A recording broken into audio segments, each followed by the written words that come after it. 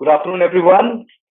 We are live now. Thank you so much for joining us today for yet another episode of the IET India Digital Conversations. Today's topic is on reshaping for urban mobility 2020 plus in India. We are glad to see so many of you taking this time off your busy schedule to join us for this session today. This session today has been curated by the IET Future of Mobility and Transport panel under the aegis of the transport sector focus of the IET. It's time for us to begin as I introduce the moderator for today's session, Mustafa Wajid. Mustafa is the chair of the steering committee of the IET's FOMT Focus and also the managing director and CEO of Meher Group. I pass this on to you now, Mustafa sir, and I'll be hidden until you need me again.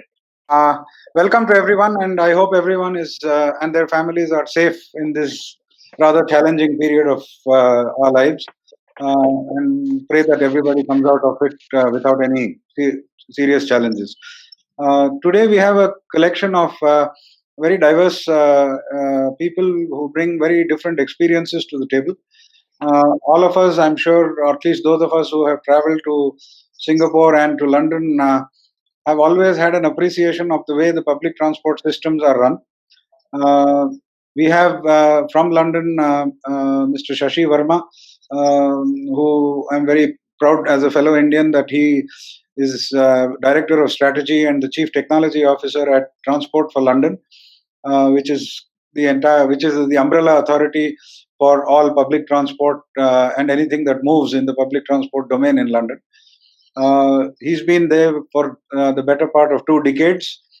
He's an engineer from IIT Kharagpur and decided to pursue his career even abroad, and therefore is now been with the TFL for 2 decades almost.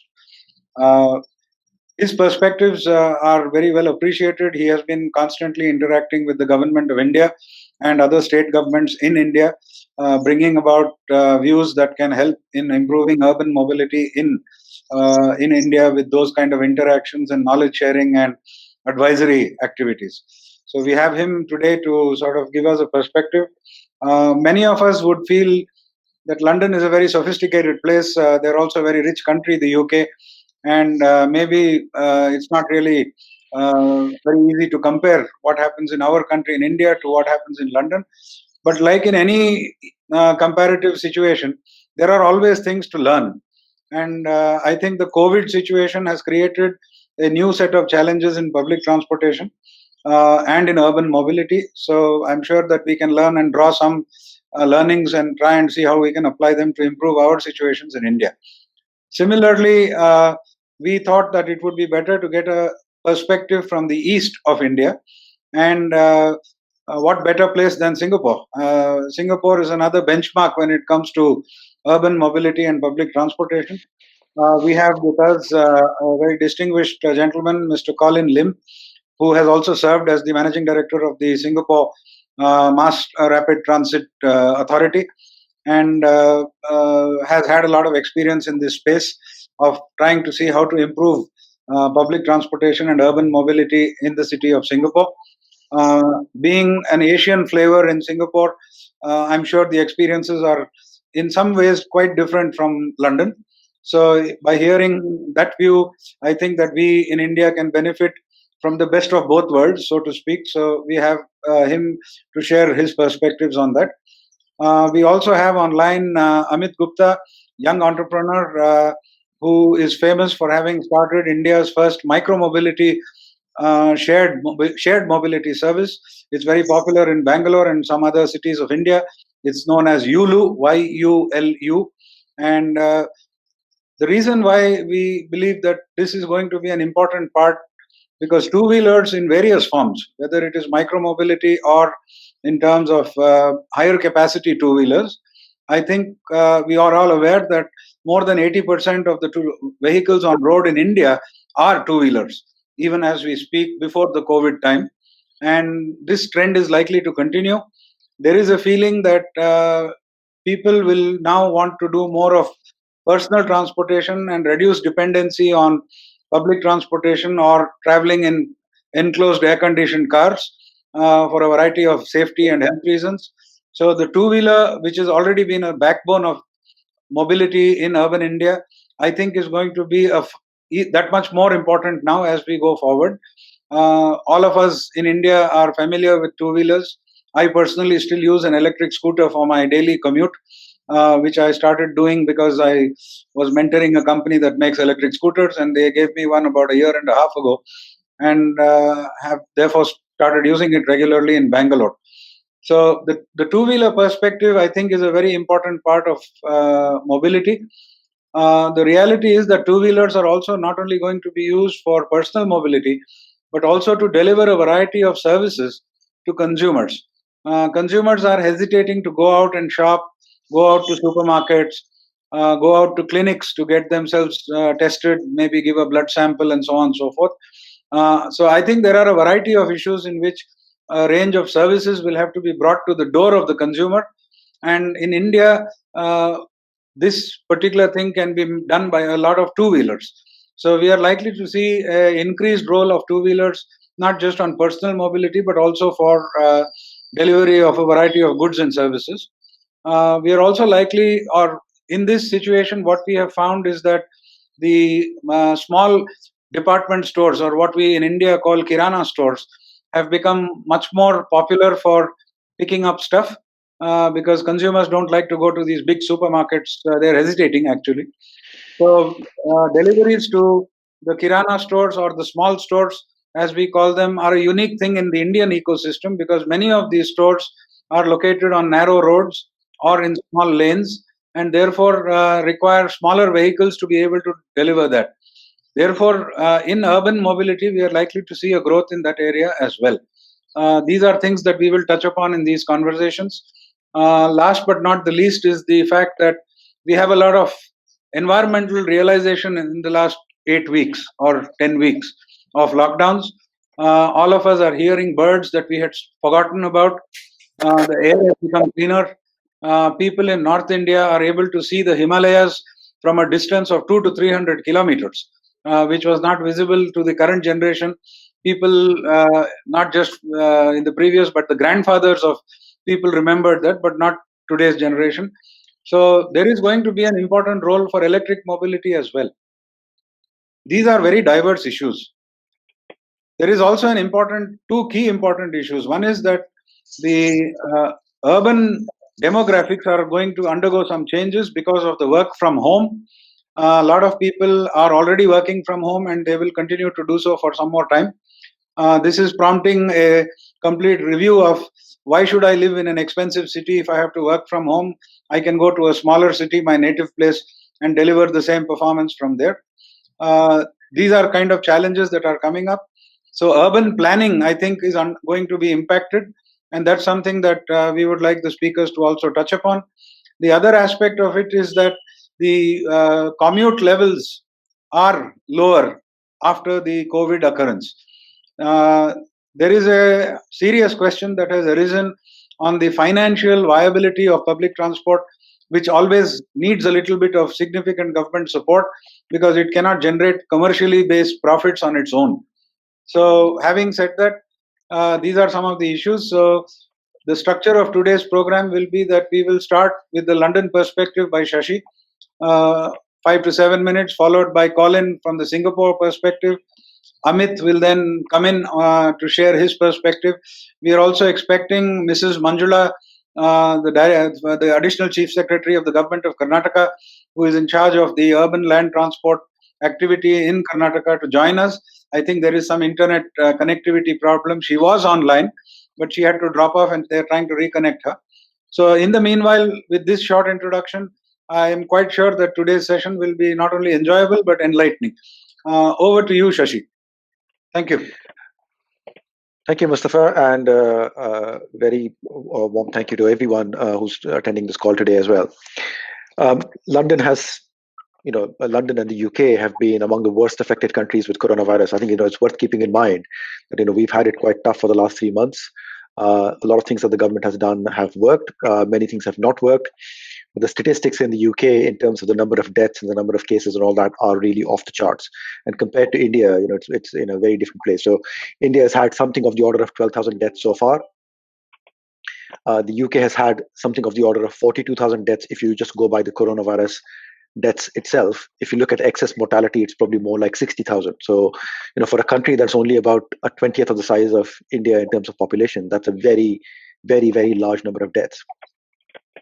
And clearly, the fear factor from this is affecting people's thinking about all sorts of things about our economic future and thinking about what the future of transport is and so on. Uh, and clearly that is the topic of discussion today. But I just want people to just step back a little bit from this. Urban planning is not done overnight, and it's not done because of an individual crisis. So when we start thinking about what the shape of cities or the shape of transport should be in the future, it's important to maintain a little bit of perspective. Um, there are many other reasons and many other challenges that cities are designed to fulfill or not fulfill in some cases. And it's worth remembering that those issues have not gone away. So the sort of issues that are always germane to the design of cities, cities are there because they enable productive activity. If cities were not there to enable productive activity, why would anyone want the hassle of living in a city? We would all want to live in the countryside with big gardens, open fields, and so on and so forth. We live in cities with all the pollution and all the hassle that's involved in it because it enables economic activity and services to be delivered more efficiently. Right? So we shouldn't forget that need hasn't gone away. Equally, we shouldn't forget that the challenge of climate change has not gone away. In India, it's of course a very different story because of the complete disparity of income between urban and rural areas. But everywhere else in the world that you look, urban areas are more efficient in terms of climate change, just because people end up using less energy, less commuting, and so on and so forth. And so that challenge has not gone away in India either. And the third thing I would say is, 12,000 people dying of coronavirus is headline news. 25,000 people dying every month in road accidents is not headline news, right? So if we think about the future, we have to keep in mind that we don't end up taking steps or promoting things that eventually end up resulting in much worse outcomes. One of the amazing things about coronavirus statistics everywhere in the world, there's no difference in this at all, is that it's affecting the elderly. In the UK, where I have very good data, you can see very readily that the vast majority of deaths have been in the population that is 75 plus. Now, I'm not trying to make a value judgment on younger versus older people, but when you look at road deaths, they are concentrated in the sort of 21 to 44 age group, which is at the most productive time in people's lives, when people have family responsibilities and liabilities and so on. But equally, they're the most productive for the economy. That is when road deaths happen. So we can't forget that those things are really important for thinking about the future of cities. And as we think about, what should come out of uh, this coronavirus crisis and how do we go around thinking about the future, these are the things that need to be kept in mind. Now, in all of this, there is a huge role to be played by public transport. Public transport is the thing that enables density. It is the thing that enables productivity in cities. So we should not forget that that is the core role that public transport needs to play. And one of the big challenges for governments around the world is how to go back restoring people's confidence in being able to use public transport. Right? There is no evidence to support the idea that public transport has been responsible for spreading coronavirus. Unfortunately, there's no evidence on the contrary either. So it's one of those things that's very inconclusive. You look at a city like Hong Kong, very public transport dependent, and almost no coronavirus deaths. Right. So you can have a dense urban cluster manage the coronavirus crisis well while keeping running the public transport system. So we shouldn't forget that that is the core role of government, and they have to get back to that, and they have to get the public comfortable with that as well. In the wider sphere, the challenge of climate change was leading to electrification and will carry on leading to electrification. We shouldn't forget that those trends are still there. The challenge of personal mobility, and especially in providing last mile connectivity, is something that was a trend, and that trend has not gone away. Whether it's going to get accentuated by the coronavirus crisis or not, I think is still an open question. And there are many reasons why you would think that's the case. But there are actually some reasons why that might not be the case either. If all jobs become very local, then micromobility as last mile connectivity may become less important. We don't know what's going to happen on these fronts. But the plea that I would make to everyone is, do not allow a short-term coronavirus crisis to color your thinking about long-term investment in transport and urban planning. Those things take decades and decades to put into place. And the core needs for which those things have taken a particular shape for many decades in cities that are successful have not gone away just because of this coronavirus crisis. Thank you, Mustafa. That's what I had to say as an introduction.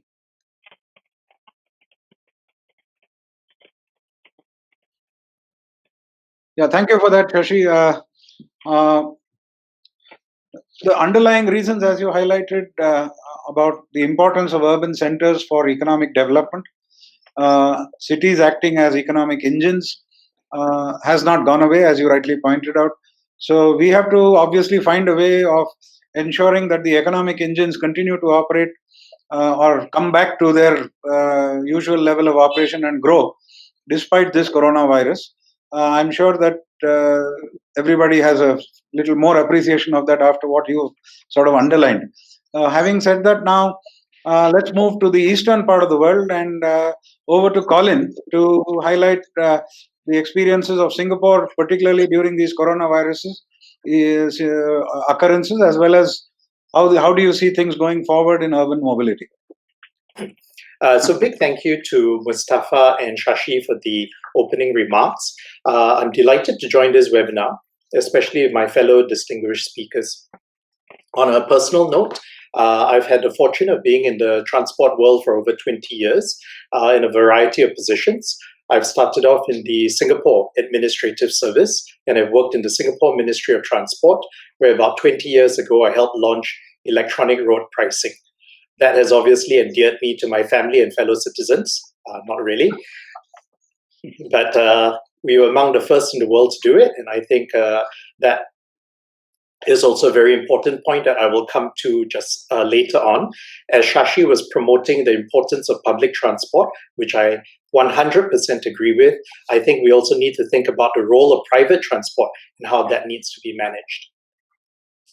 I've also had the fortune of working in the private sector in IBM, SMRT, which was the introduction. That's Singapore's largest metro system, as well as similar to Amit. I was most recently in a mobility as a service startup. So the reason why I'm just sharing my background is because I think overall, I can see the importance and the role government plays, but I don't think we need to see government in isolation. The private sector, especially our startups, the innovation engine, also have a big role to play in taking us forward. What I hope to do in this session is to make 3 points. One is to quickly share the experience in Singapore so far. I'm very conscious that what I share about Singapore probably does not apply to India, which is a huge continent, whereas Singapore, as you know, is a tiny little city. Having said that, I think there's a lot we can learn from each other. Singapore constantly looks to London and to many other places for learning as well. If some of you have been following, last week's Economist had a big feature on the impact of COVID on New York City, which is another very dense city, similar to London, which is among our international global cities of the world. Second point I want to cover is my belief that actually COVID will result in profound changes to urban mobility. Then my third point is really that I'm personally quite pessimistic about the short term, where I do think people will, unfortunately, stop using public transport. Governments will be under pressure to fund public transport, but I'm hopeful for the medium and long term. Okay, so those are the 3 points which I'll quickly cover. So going back to Singapore is the first point. Singapore is one of the most dense cities in the world. There are 5.6 million people on an island slightly over 700 square kilometers. Our public transport modal share is 67%. So the majority of Singaporeans do use public transport, both the metro and buses, to get to the office. The other part, and why I raised electronic road pricing just now, is Singapore has some very tough, some would say draconian policies about private transport or ownership of vehicles. Besides the electronic road pricing, we also have what we call a vehicle quota system. So you essentially have to bid for the license to own a vehicle. This results in, frankly, a very small growth. Today's growth of the private cars is capped at 0.25% per annum. So I repeat that again, 0.25. I believe we're probably one of the few countries in the world that has such an aggressive policy towards private transport. As a consequence, car ownership in most families in Singapore, if I can be very candid, tends to be a middle class situation. Many working class Singaporeans do not have the opportunity to own vehicles, and that's why the Singapore government believes in heavy investment into public transport. So in terms of the impact of COVID, we've just come out of our own lockdown. In fact, today's the first day the restaurants have opened. On a personal note, I was planning to bring my family to a nice restaurant for dinner tonight. Unfortunately, it's fully booked. So I think there's also quite a lot of pent-up demand after about almost 3 months of being under lockdown. But during the lockdown period, our public transport usage dropped to the order of 70%. This was both metro and buses as well. As a result, both the government subsidies as well as the public transport operators were under constant pressure because they had to maintain some level of service with almost very little revenue coming in. And this was obviously challenging, although it's in the short term. And I think while the airline industry have taken all the headlines in terms of the bailouts needed by the various governments, many public transport operators, whether run by the private sector or the public sector, will similarly face this challenge as people become a bit more conservative about public transport use. So now, now that the lockdown has just been lifted, public transport usage is slowly increasing, and it'll be interesting to see at what levels it will go back to. Having said that, in Singapore, we don't really have this option of going back to private transport, although, again, on a personal sharing, this has already started changing some behaviors. My teenage children usually take the metro to school, both in the morning and in the late afternoon when they come back. Because I'm now at home myself, I've started driving them to school just to reduce the risk. In Singapore, even with the end of the lockdown, wearing masks is compulsory on our metro and bus systems. So I finished my first point, which was really just to give you an overview of Singapore and how we've been dealing with the COVID.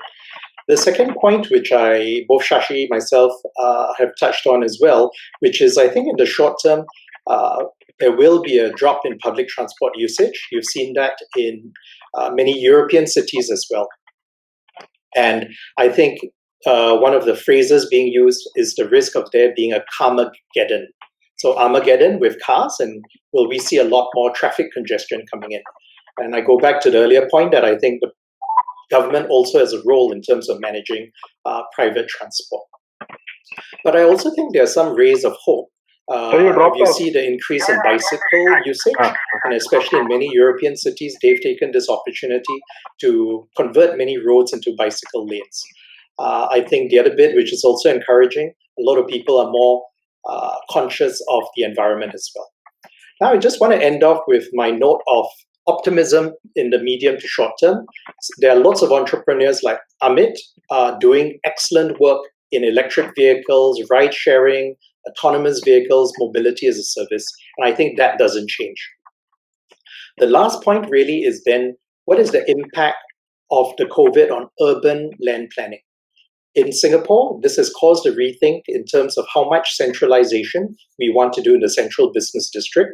And now there's a thinking, do we need to focus more on regional centers or neighborhoods for more local employment, local activity? And this reduces pressure on the public transport usage as well as the pandemic moving on. So if I just end off in this note, I'm pessimistic about the impact of COVID on urban mobility in the short term, but I'm hopeful in the medium and long term. With that, I hand back to Mustafa. Thank you.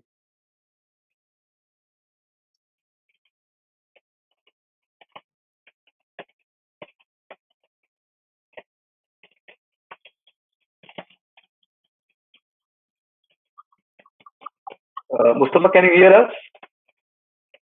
I think he was facing some challenges there and he's trying to log back in. Thank you so much, Colin, for those wonderful insights. It really helps to understand the way, you guys are mastering it there and the kind of learnings and perspectives that we can have for India. I think Mustafa would have wanted to move on to you now, Amit, to understand the kind of perspectives that you have towards this. What are the kind of things which are happening in the micromobility segment and the electric and the ride sharing segment? And I think both Shashi and Colin have given their thoughts and perspectives of London and Singapore. What can we learn from them, and where are we at this in India? Thanks, Suman and Shashi and Colin. Thanks for providing the perspective. So our journey is no different than your larger vision. We believe that big cities in the world they can move people only using an effective public transportation. And we have learned from New York, London, Hong Kong, Singapore that how great public transportation solution is to move millions of people without stress. And that is something which our country, has started doing. Certainly, Delhi is very good. Bangalore is catching up, and there are several other cities which are now implementing metro and other public transportation in full swing. But I think we have a long way to go. So when we started Yulu, we wanted to attack two problems. The problem number one is the traffic congestion itself, which is caused by inefficient use of personal vehicles and randomly, not everything is broken. The second problem we were worried about was the air quality.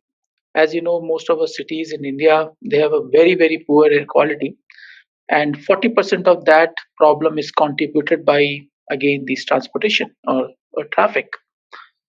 So while at core we are a mobility company, we think that there's a solution set which we are talking about that can also positively impact the air quality in the country. And our vision, as I said, is all about people using public transportation and in the combination of the services like Yulu, which is we call a mobility for short distances. Micro mobility is a word which we use technically. So imagine someone who wants to use metro, but from their home to metro station, how do you go? And no matter whatever you do, the distance will vary between maybe a kilometer to 5 kilometer, depending on which city of the world we are talking about. So Yulu see our future in in a very well-run public transportation, and we become a complementary layer on top of it. So that's what we have been doing. Our journey started in 2018 with pedal cycles, and we saw some users starting to use the service for the first mile and the last mile. And some of them who were lucky, they were just taking the vehicle from their home to office and vice versa. But as you know, India, our climate conditions, etc., and also the physical fitness in general, not everyone was happy with the cycles. We ended up introducing electric scooters also. And these are specially designed scooters which are created for the need of shared mobility, created for one person, very lightweight in terms of form factor, just 45 kilogram, and they have a maximum speed of 25 kilometer per hour, and that gives us an opportunity to keep things very simple. So there is no requirement for number plate, registration, and for that matter, even helmet is not legally compulsory. Although we encourage our users to wear helmet, they carry their helmet and they wear it. And we actually have been very lucky to get lot of support from the cities we operate. So our first city was Bangalore. In fact, that's the largest city from our operations perspective as well. Manjula ma'am, who is also part of the part of the panel, her organization DOLT is a chair body which has been instrumental in driving sustainable mobility in the country, in the city of Bangalore. Same way, we got partnership with city of Pune, city of Delhi, and Bombay. And what we have got from the city, we have started building the missing infrastructure for micromobility. As you know, that these public spaces, we anyway, very lack of places in general, space in general. The city has given us spots so that we can put our vehicles for our users and citizens to take them and use them for use case. And same way, we have reached out to corporates and lot of RW, basically the apartment complexes, residential complexes, etc. They also have given us spaces. So we have created these docking stations. Although there's no dock, but these are designated area where people are able to pick our vehicles and they are able to drop it at their destination. This way, we have created this new mobility network which is complemented to the public transportation. And what is very fascinating that we have been able to get hundreds of these what we call in our language Eurozones with a contribution from city, citizens and corporates. We don't have to pay any big rental because these are priceless places. A space next to a metro, you cannot just get it.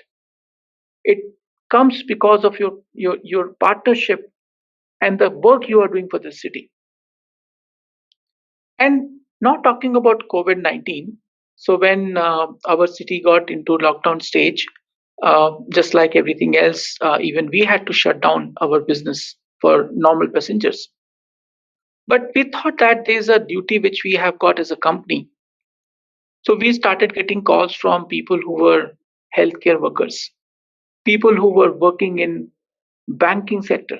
They had to go to office. So we found out a way where we were able to give them our vehicle, particularly the electric vehicle, along with the personal chargers, so that they can go to their workplaces despite of no other options available for them.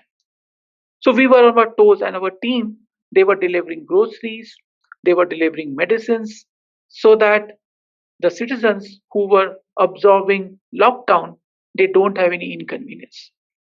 So, in a sense, Yulu felt there's a duty which we have as a company, as a responsible citizen. We did our part.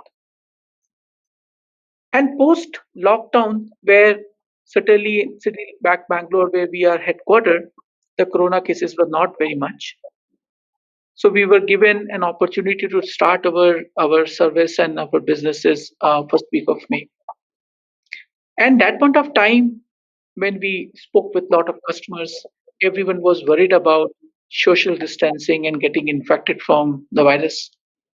And if you look at things a little bit practically, they found our service to be the safest public service out there. And the reason was that in services like Yuru, you are the only person. So there's no co-passenger, there's no driver, and even the touch point in the vehicle is only three. So you are touching the two handles and maybe the seat bar. And what we started doing, we learned a lot from what China was doing, other countries were doing. We started disinfecting our vehicles multiple times per day using a WHO certified chemical. And to make things super transparent, we started showing the last time stamp to the end consumer so that they know that when was this particular vehicle was sanitized last. And while the number of people on the road, maybe which is our demography, is close to 10 to 15% only, but our usage has already over 50 to 60% of our pre-corona days. And we are seeing interesting mix and patterns of our usage, which are making us believe that people who are using, other group mobility, things like buses, auto rickshaws, and for that metro, a lot of these people are using Yulu right now, and they are feeling safer. But we think our vision and our long-term view, just the way Colin explained, does not change. I'm sure that the city will get back to normalcy. We will have some cure or some prevention. And ultimately, it is the metro and the bus system, as we say, the public transportation, which is the only solution for us to move millions and millions of people. And we see ourselves being complementary to that service. But right now, we are also kind of complementary to them in a sense because the people who wanted to use bus and metro, they are not able to use it. We are helping them to use Yulu at the for the timing. So we are again acting responsibly. So can we have some views on this, particularly from the London experience and the Singapore experience? And with this, over to Shashi to highlight what is it that is being done for safety. Right, Mustafa. So the communication challenge is evolving as time goes on. Right. So if you look at the in the middle of March, when we still had very high ridership on the public transport system, everybody was still going to work. The situation with how to deal with the coronavirus was not entirely clear. At that time, when the decisions were being made to start putting in place social distancing and so on, the immediate challenge was how to get people to stop commuting, stop going to work, stop using the public transport system, and so on.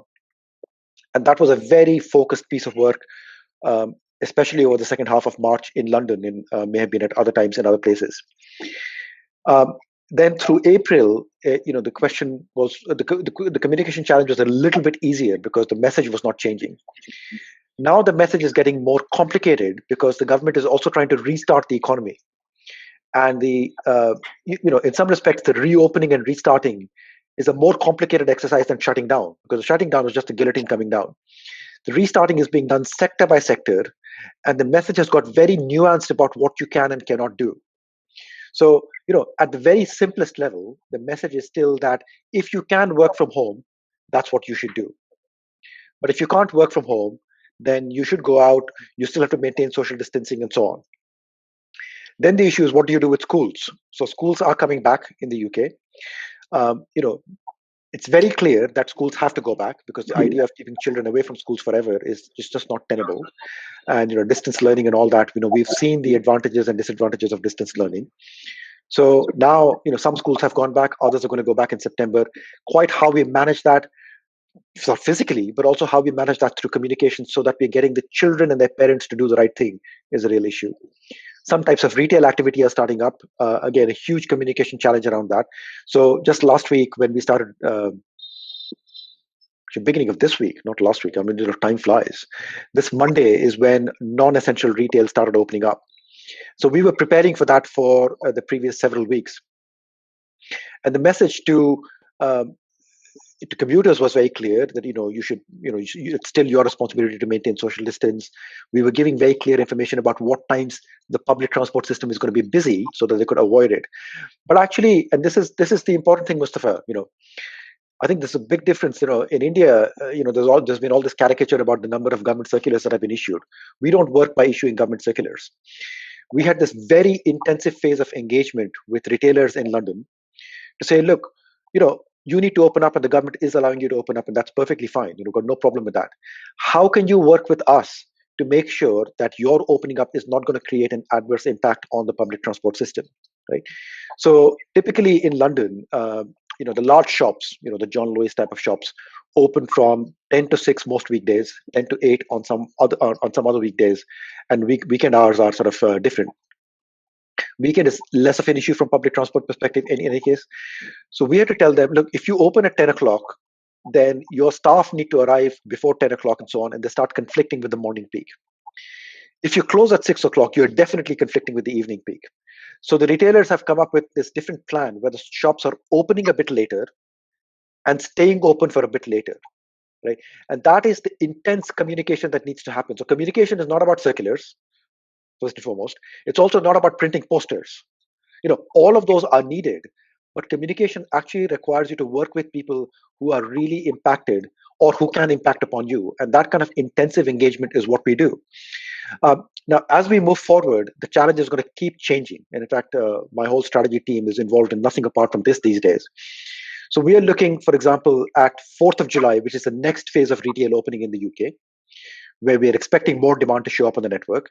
But more importantly, we're looking at September, when it is likely that all schools are going to go back into full functioning. And then, how do we deal with the demand from that? Because remember, this is not just about schools. There is a compounded effect from that.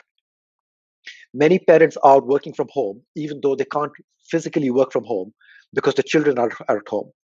As soon as the children start going to school, the parents will start going to work.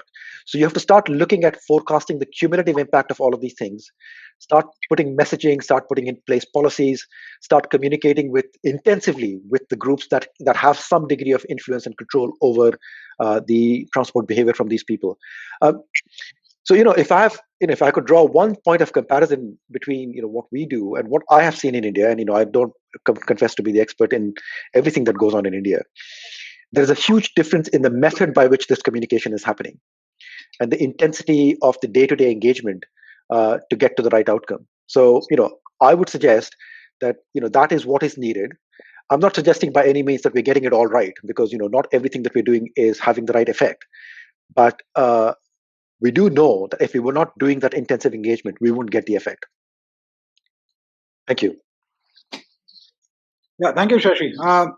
A couple of key challenging points there about understanding in engineering terms the flow of public usage of public transportation, ensuring time staggering, mapping demand versus as a function of time, and using the levers by which this demand could actually be staggered over a certain period. In the meanwhile, we have on board Manjula Madam. She had some connectivity issues, but she's back. Ma'am, I think to sort of brief you, we have run through a couple of points on the discussion as we did informally yesterday. And, the key point on which the summary was that public transportation, cities and public transportation are an essential feature of life. They have to be there, they have to be dealt with because they are critical to the economic growth and economic well-being of a society. And we have to see how to make public transportation work even in a COVID situation. So what are the methods that can be adopted?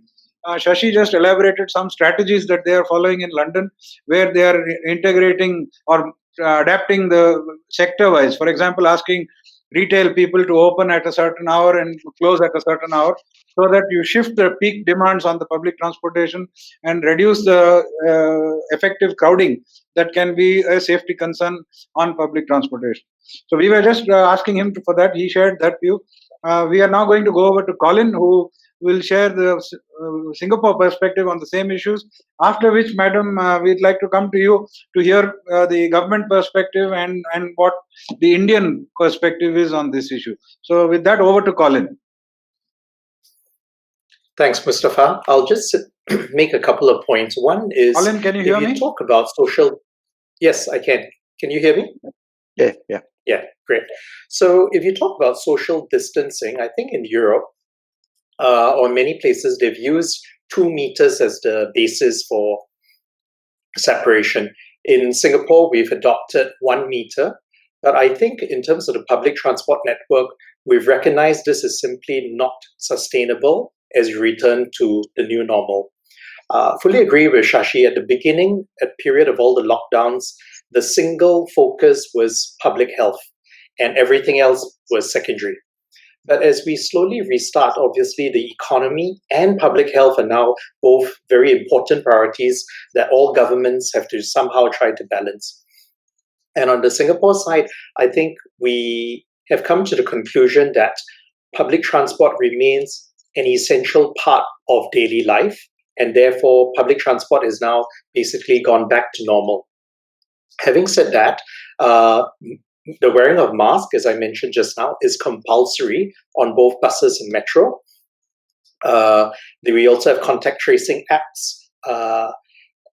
Whenever you use one of these public transport modes, the bus and metro operators are encouraged to clean all the surfaces as frequently as they can. And there's this last bit, which, if you ask me, is frankly a bit impractical, which is they tell people to avoid talking on public transport.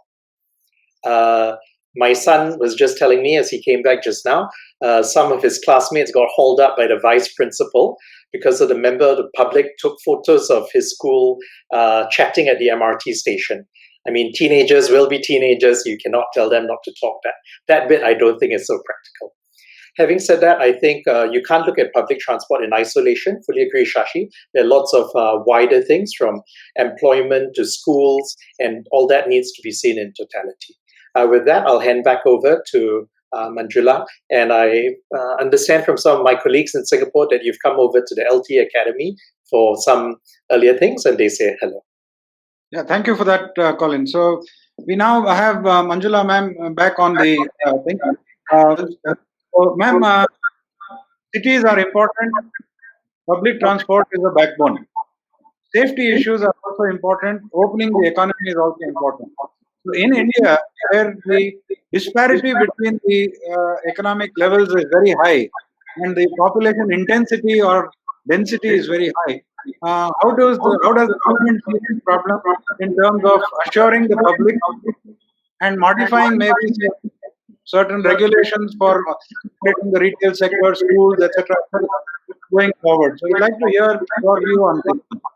Now, in Karnataka and in India, in contrast to UK, uh, when the lockdown started, the public transport also kind of stopped. So the metro is still not functional. Bus services have just, commenced. During the lockdown too, we had skeletal services, mostly catering to the requirement of health staff, nursing staff, and also the delivery boys who are delivering online orders and things like that. So as on today, as I speak, the city bus system, which is actually the backbone of mobility here in Bangalore, is just and which normally caters to 40% of the trips, has an average ridership which is just one third of what it used to be pre-lockdown. So it has been affected, no doubt, and the state has also taken cognizance of that. To all our public transport operators, the state has recently released about $52 million as a grant to help them to tide over, initial operational issues, etc. Now, I am quite optimistic that this is only a transition phase, though many people speak a lot about how the travel demands may come down because people are working from home and how does it impact public transport. As you correctly said, in India, there are a lot of people who are still dependent on public transport. The schools and colleges, in fact, the student passes, constitute about 60% of our income actually in the bus services. So the students, because schools and colleges are not working, so we have seen this reduction in ridership. But I'm quite hopeful that with as time goes on, then the public transport will kind of regain its usual ridership. Having said that, 2 points I would like to react to. One, I think now, generally now we find on the roads there is a lesser congestion than it used to be pre-lockdown. So it gives us an opportunity to kind of re-strategize, especially because public transport may need to look at what are the user preferences, which areas it could cover further, and do a some kind of a persona-based analysis and build up various scenarios so that it could adapt to it easily, because we really do not know what kind of impacts will be there going forward, though we all hope that public transport continues to be the backbone of mobility, and we want it to be so, especially in a dense country like in India, where other modes can definitely not carry as many people as public transport could and would. Now, regarding the communication strategy, I think here I just want to say I do not reacting to what has been said by the earlier speakers. From the beginning, in our state, we have kind of tried to keep the RWAs, resident welfare associations, and various commuters in the loop.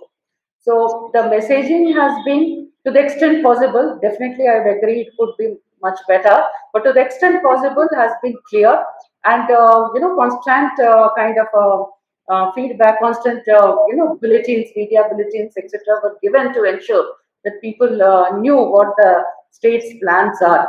So it is not just we have had also a lot of volunteers, especially coordinating with the state in delivering food and meals to people, especially migrants. So there has been a good effort made to communicate to people what are the concerns and what needs to be done. But going forward, I definitely agree with Mr. Shashi Verma that we need to have an aggressive sort of a communication campaign, because this is the time to bring out behavioral change. Because here we are talking about active transport, walking, cycling, and I consider public transport as an extension of that because of the first and last mile connectivities.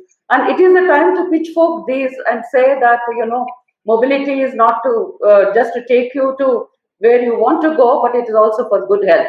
Because we have seen how people with comorbidities have been at the receiving end of this epidemic. Therefore, I feel we could definitely have an aggressive communication campaign talking about how these modes are not just taking you somewhere, but they are also ensuring you are kept in good health and your immunity is up. So I feel there is a need to do so, and I probably will stop here and then react further.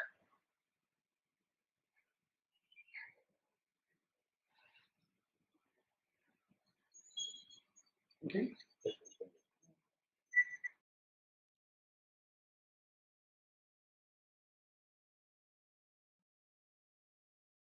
Okay. Maybe then I will just continue. Thank you. Am I audible? I think even I'm having some connectivity issues. Hello? We can hear you, Mustafa.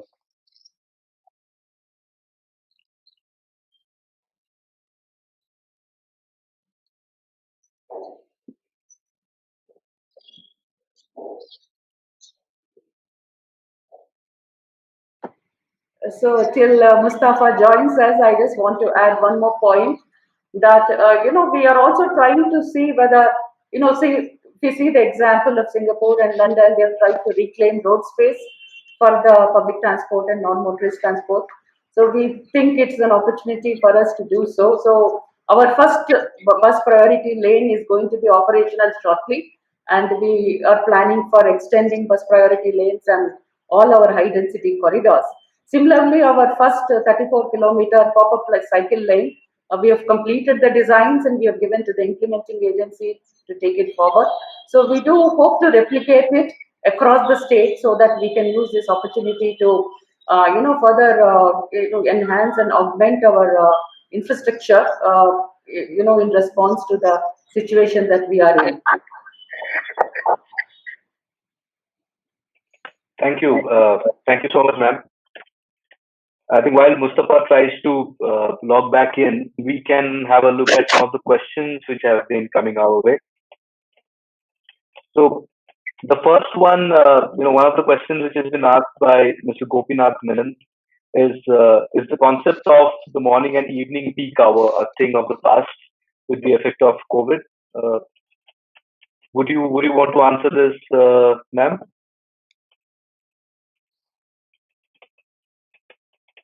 You have to unmute. Sorry, could you repeat?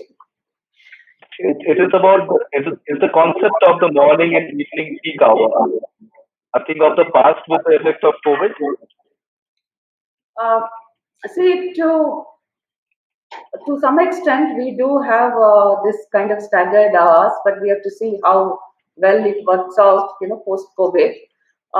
See, we have schools, colleges already following staggered working hours.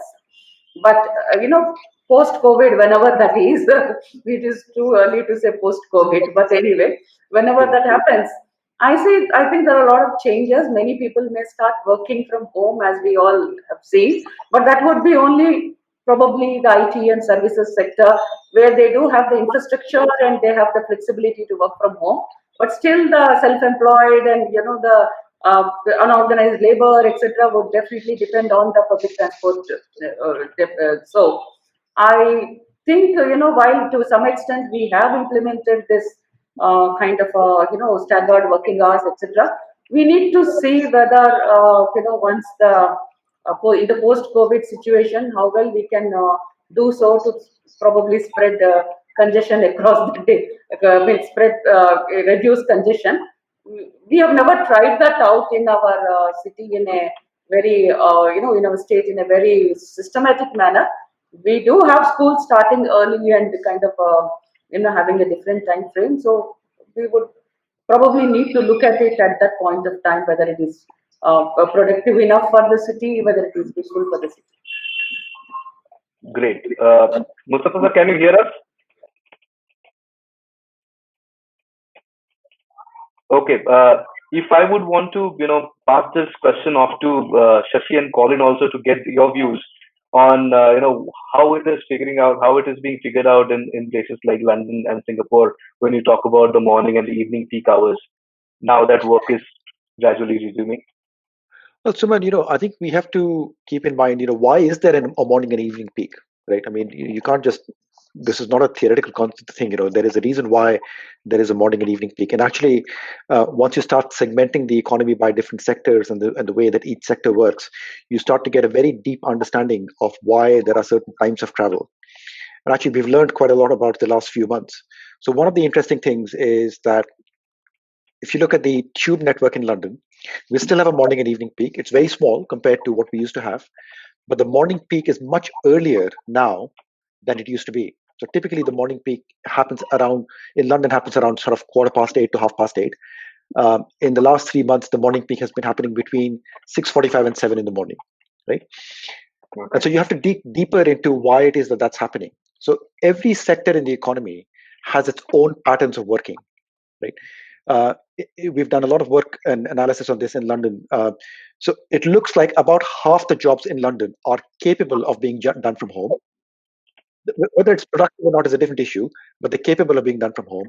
And about half the jobs simply can't be done from home. So, things like if you have to work on a construction site, that is work that cannot be done from home.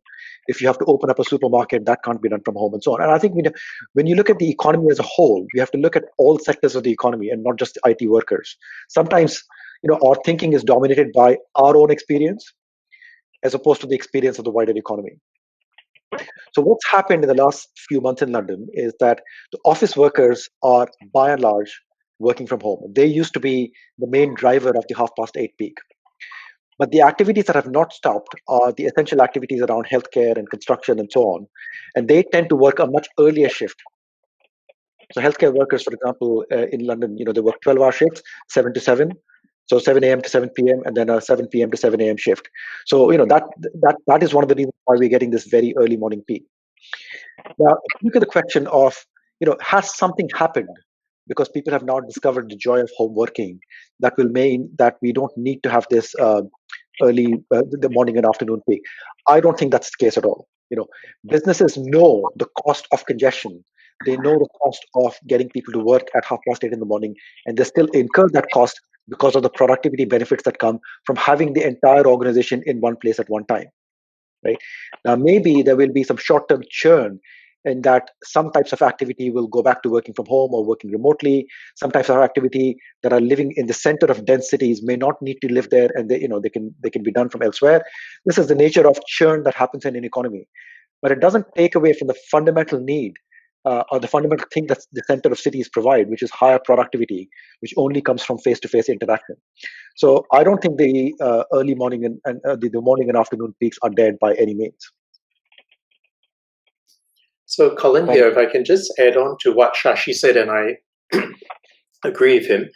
Beyond just looking at the current, I think we also have to say what's likely to happen 6 months, 12 months from now, when some of these immediate COVID impacts have settled down, and when, fingers crossed, a vaccine is found, how will behaviors change again? I think, personally, I think there will be some effect in terms of work from home. Some employers, and I know this just speaking to friends, both in Singapore and overseas, the banks, the law firms are already realizing they can probably save quite a lot of real estate cost. So I know a friend who is a partner at a law firm, English law firm, international one, and they've given all their global offices a target. Are you able to reduce your commercial footprint by 50% over the next 5 to 10 years? And I think if that happens, and with the onset of e-commerce and delivery and things, this morning-evening peak will really start changing over the medium term. But right now, it's anybody's guess as to what the effects will be further down the road. Thank you so much. One more person, Mr. Ved, has asked this question. He has said Mr. Verma was the pioneer in bringing the contactless card technology for London and the Greater UK. Now it's extended to most of the transport modes in London now.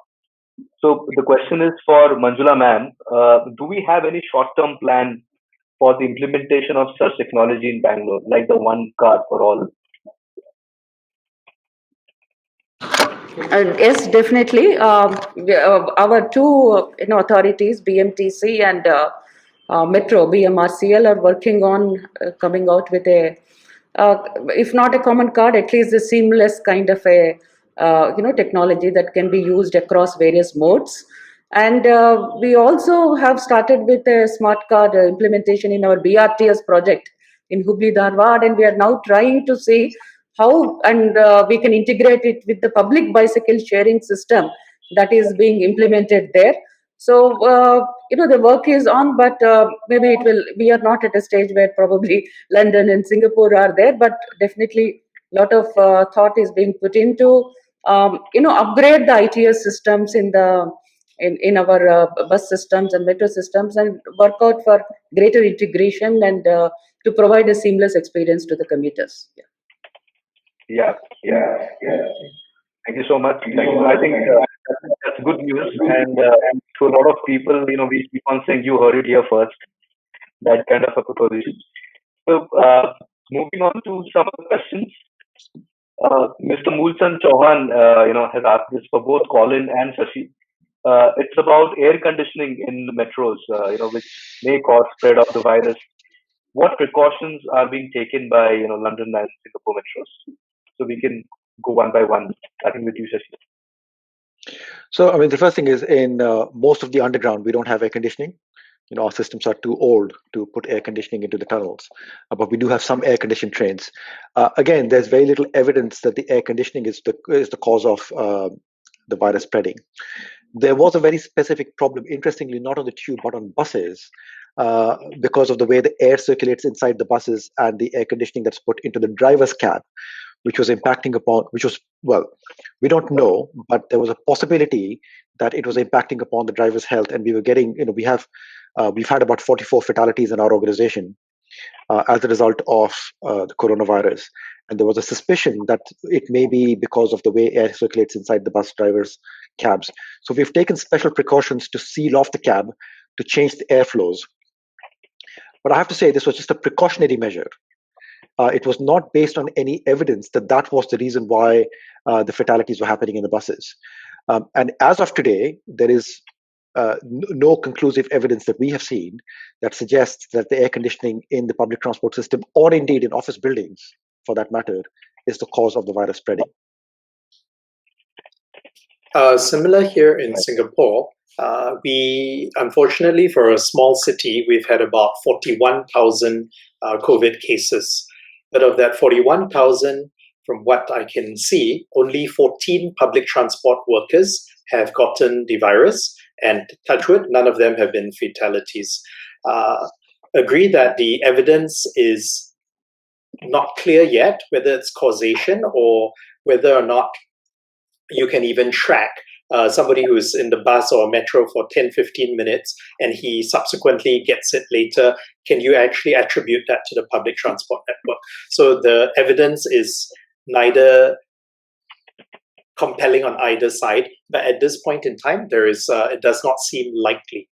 Having said that, I think within Singapore, which, as you know, is also similar to some parts of India, very humid, tropical climate, the Building and Construction Authority in Singapore has just initiated a review of our air conditioning systems in general to see how can we better reduce the risk of any pandemics, plus also to filter in more fresh air, and even just how we do urban design in our tropical city. So I think there's a wider impact in terms of how we think about urban planning, urban design of various types of infrastructure. Right. Thank you so much. There is one more aspect to it. I think it's in addition to this, which talks about whether antiviral coating of touch surfaces, or these kind of precautions are being taken for public transport systems, like in metro coaches and stations. That is something that we would want to ask both to you. And also coming to you, Amit, I would like to ask you on this, since most of these micromobility services are being used by the public, what kind of precautions are being taken from a safety hygiene point of view?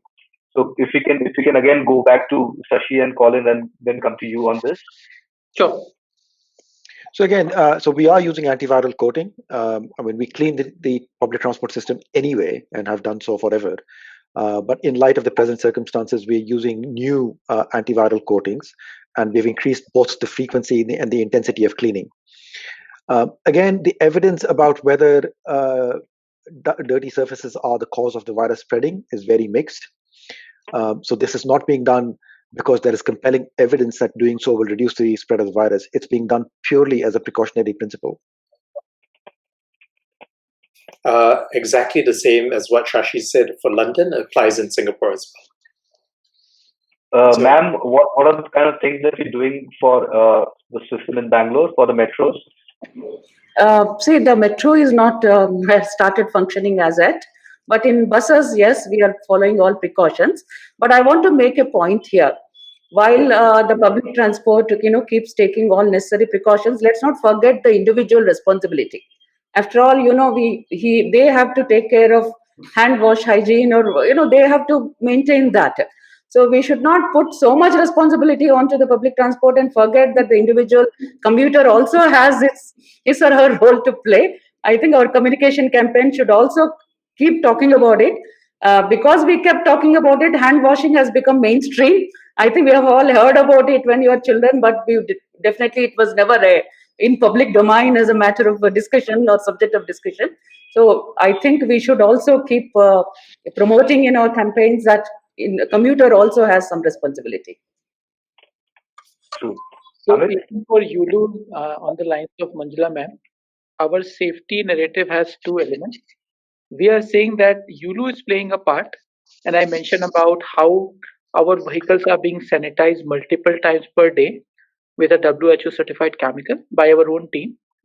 And it is being very transparently done where we are showing the last sanitized timestamp to the user on the app. So you completely know what's happening. And if the vehicle is not sanitized for more than 24 hours, we have way to switch it off. No one can use it. So we have things in our control. At the same time, the same poster or video, we are saying, Mr. X, you also have a responsibility. You ought to wear, first of all, a mask. Second thing, we would like you to wash or sanitize your hands before using our vehicles and after using your vehicles. If you do this, I think we will be able to fight against this virus spread very effectively. True. True. Thanks a lot, Amit. Uh, Devendranath, he's also the vice chair of our Future of Mobility and Transport panel and CEO of Feedback. He's asked a question, I think, to all the panelists here that for a country like India, with our population increasing far, in the mode that we see every year, we need to build more cities every year, possibly. I feel this is the only way long-term solution to address our urban mobility problems. Would like to know the panel's view on this. Well, if I could come in on that, Suman, this is one of my favorite topics, as Mustafa knows. So India has the biggest urbanization challenge of any country in the world, actually much bigger than even China, right? Depending upon how you look at urban versus non-urban population, about a third of India's population lives in urban areas right now. You could use other definitions and end up with a different number, but let's go with that number for a minute. If you look at Western economies or economies with a higher per capita income, the urban population is usually of the order of 80% or indeed higher, right?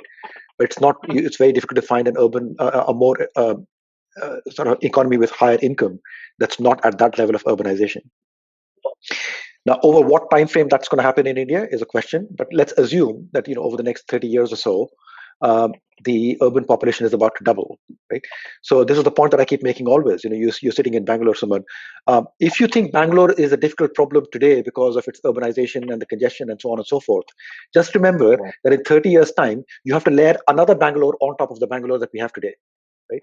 So our planning in India has to be geared not just to meeting today's challenge, but to be meeting the challenge of another city of the size of Bangalore being layered on top of it.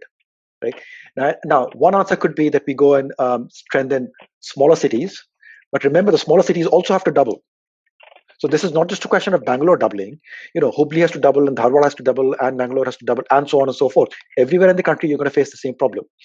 If you could direct a bit more of this growth to smaller cities where it is easier to expand, then that's better. But that we should absolutely keep it at the top of our mind that the urbanization challenge is about not today, but about doubling the size of our urban population. Thank you, Shashi. I think those are really great insights. Colin, would you like to say something on this? I can't speak for India, having confessed to not being very familiar to the scenario and challenges you face. But my own experience, having worked in urban planning in Singapore as well, is that urban planning and transport have to go hand in hand. Similarly, with energy, climate, even as we can see on this call, the provision of broadband, hopefully 5G one day. And sometimes what we see is that even in Singapore, where several years ago we had a huge surge in population, our planning also didn't catch up. And as a result, whether it was the metro, telcos, we also suffered some of these lags in bringing up the infrastructure. So I think it's good to have a medium to long-term planning horizon as you think about all those new cities that you need to bring in. Yes, coming to you, Mazla ma'am. Yeah, say I will address this. It is quite important, even from our perspective, that we don't focus everything on Bangalore. So, in the last few years, we have also been focusing resources, investments on other cities in Karnataka. Because Hubli, again, is growing, and we have invested, though with World Bank assistance, but large portion of the investment came from the state government on setting up a bus rapid transit system between the twin cities of Hubli Dharwad.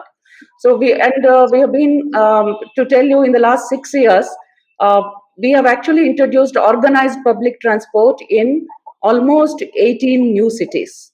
So these are small cities. These are like Belgavi, the Kalaburgi, Hassan, Shimoga. They may not be making profit today, but we have introduced in the last 6 years is some kind of organized city bus transport system, not some rural or long distance bus stopping in the city, but dedicated urban transport system.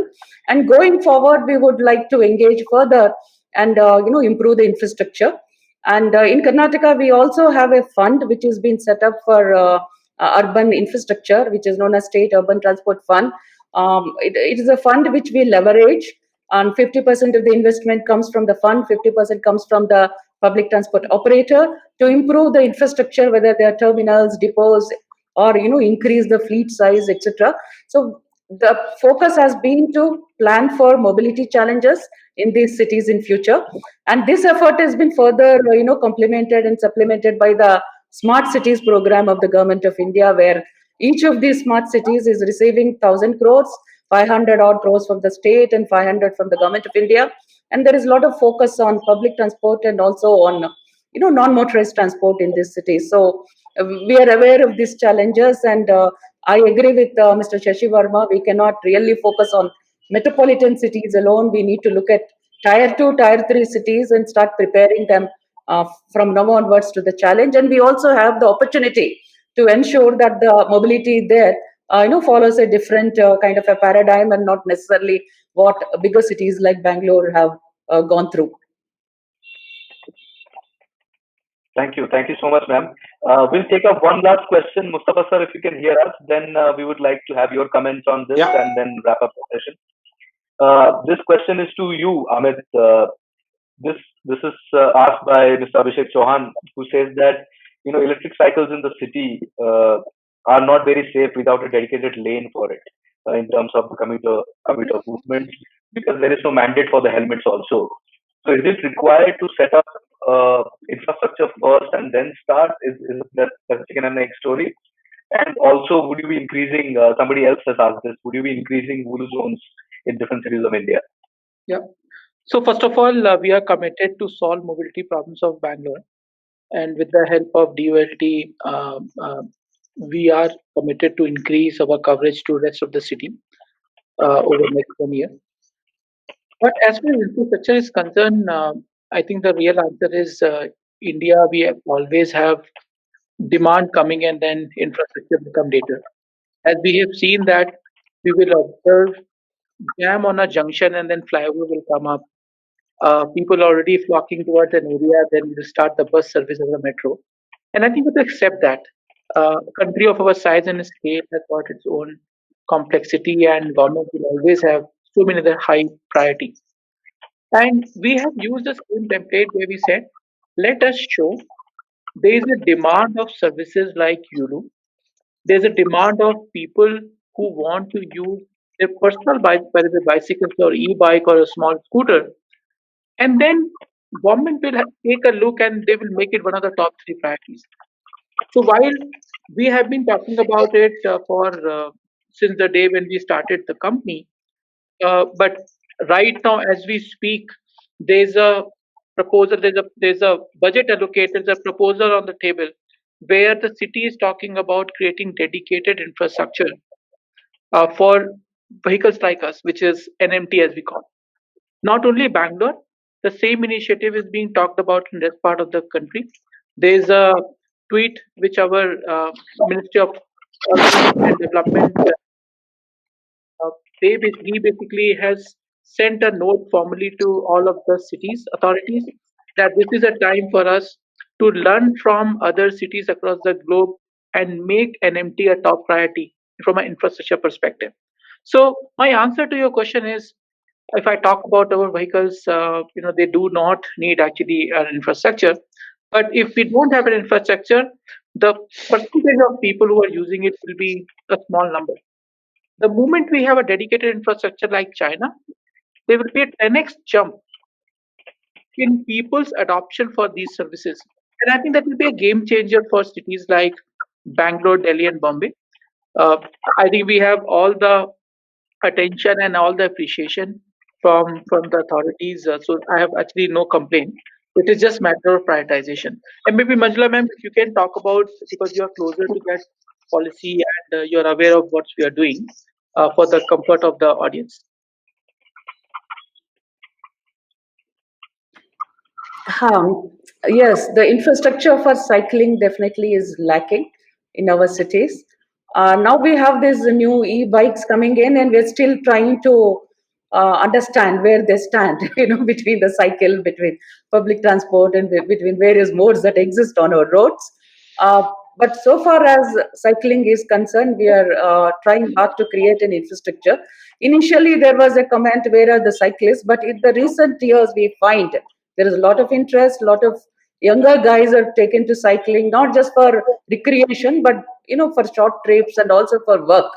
In fact, we have a privately run initiative called Cycle to Work, going very strong in Bangalore, where they also kind of put them on the leaderboard, depending on put the companies on the leaderboard depending on how many of their employees are actually cycling to work and how many trips they are making on cycles. So there is definitely a lack of safe infrastructure, and I agree with Amit here. When if the infrastructure is good, probably women, girls, and a lot of people who would otherwise not feel safe to cycle on roads will come over.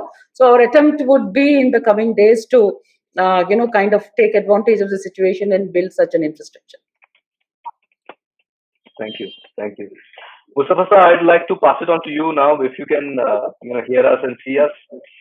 I've been, playing the substitute for some time while you've been retired hard for a while now. If you're back, can you hear us now?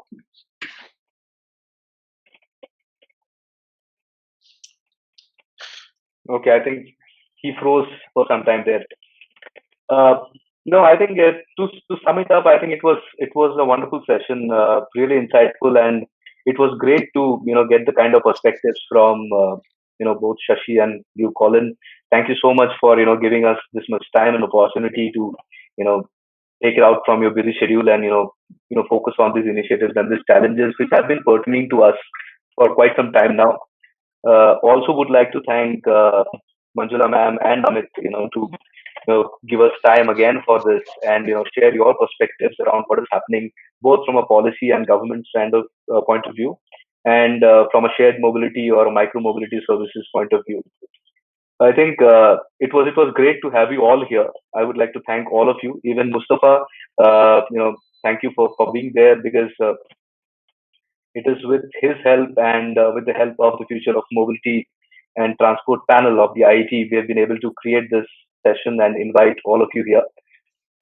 Before we just say goodbyes, Mustafa, are you there? Can you see us for the last time? We were just about to wrap up. Yeah, uh, I'm sorry, but I seem to have my internet connection seems to getting COVID infected, so behaving erratically. Uh, trying to switch to 2, 3 networks, but it's not happening. Just one question to all the panelists from my side. How do you see the electric mobility aspect within urban mobility? We have a few minutes. I'd be happy if Yes. each of you could respond briefly in about 1 or 2 minutes each for that. Starting with you, Shashi. Well, I think, Mustafa, just very quickly, I think electrification is coming, right? It's inevitable, it's coming. The push towards electric buses in particular will make a very big difference because it will remove a lot of diesel emissions from cities. The question of electric cars and electric two-wheelers, I think the take-up so far has been very small. I mean, I think the numbers are very encouraging in the fact that there is growth happening, but so far the numbers are very small. The infrastructure needs around charging and all that is just an immense problem, not just in India, but everywhere else in the world as well. I think that this is a tide that cannot be stopped. Okay, that's good news for all electrical engineers on the audience, at least. So, Manjula ma'am, how would you see electric mobility as a part of public transport or urban mobility and urban mobility? Yeah. Well, to be frank, I'm for electric buses, and definitely we need to have the technology in buses, because then it makes them more sustainable and clean. But on electric scooters and cars, I have a kind of a different opinion. If you let's say replace we have so many two wheelers on Indian roads, two wheelers and cars causing congestion. Now, if you replace the technology, if the fuel technology just changes to electric, does it reduce the congestion? So this is a question that we need to examine as policy makers, because if we don't want congestion on our streets and we don't want productive hours being lost, then just going to electric from diesel or petrol is not the solution. Therefore, I would say regarding electric scooters and electric cars, we would be a bit careful, and we would try to still, kind of push public transport as a predominant, the fulcrum of the mobility. So, my view there on, though it can't be stopped, I agree with you, Mr. Shashi Verma, but I think our policies should definitely make it difficult to, let's say, if there is an electric car, definitely going by an electric car and scooter should be costlier than going by public transport. If we don't do so, we will have so many of them, then we are again grappling with the same issues of congestion, etc. Thank you. Thank you, ma'am, for that. It's an interesting perspective. A little dampener for the electrical engineers, but no, all the same, I'm sure we'll survive. I'm not going to ask Amit this question. He's already committed to electric mobility. So it's like, asking the believer what he believes in. So I'd rather take the question to Colin. And how do you see it, Colin? I also think this is the time for electric vehicles. If you look at the various hype cycles, about 10 years ago, I think there was too much hype on electric vehicles. Then it went into a bit of a dampener. And I think now is the actual delivery time when we will see the gains that electric vehicles can bring about.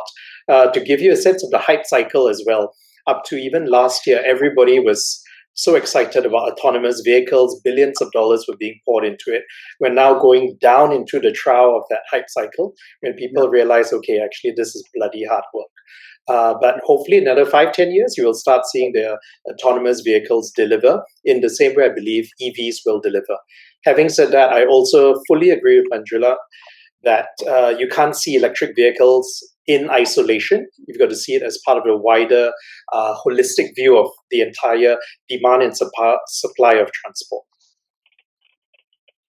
Yeah, thank you, Colin. And with that, we are coming close to the end of our event today. Just to broadly summarize, we have reiterated, all the panelists, speakers have reiterated the importance of cities as economic engines of growth for society.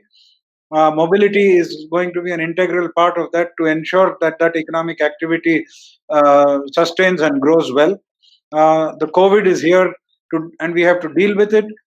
We have to find ways of both new strategies as well as new methods of engagement and communication with a variety of stakeholders to shift the peaks in urban mobility to with some rationale and ensure that safety and cleanliness standards are maintained. And like Manjula ma'am rightly mentioned, I think a little bit of education and responsible behavior of the users or commuters is equally important. We can't just be expecting the government and the authorities to be doing everything. So having said that, clearly the feeder to the public transportation, the last mile or first mile, is something that Amit has highlighted. I think there's a lot of role play there.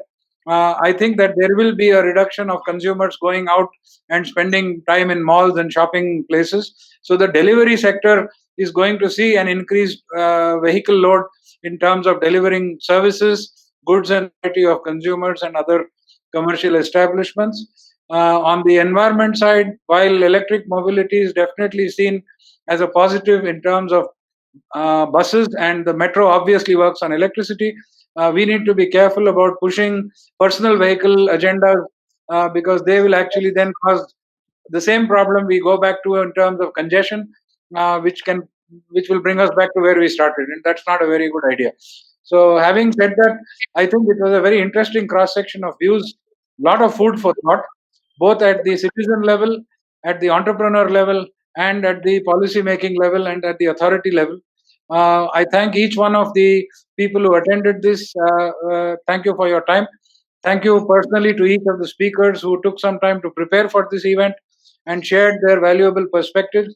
To me, it has been enlightening, despite the fact that I was getting knocked off the conference thanks to my internet connection. But whatever little I was not able to hear, I'll catch up with each of you separately. Thank you so much, everyone. I hope and pray everybody to stay safe. Not only their families but also their extended families, and hope that we are going to get past this corona sooner than later, and that we will all start using public transport with a little more confidence over the next coming weeks or months, thanks to the actions of a variety of stakeholders, including some of the actions that have been and discussed and interacted upon today. With that, thank you very much. Stay safe, everyone. Namaste, everybody. Like everyone said, I would like to stress upon the well-being of everybody. Please do stay safe. And thank you to the speakers again. Thank you to all the attendees who took the time off and attended this session. I would just like to say on a signing off note that do keep moving, but only when necessary. And have a great weekend. Thank you, everyone.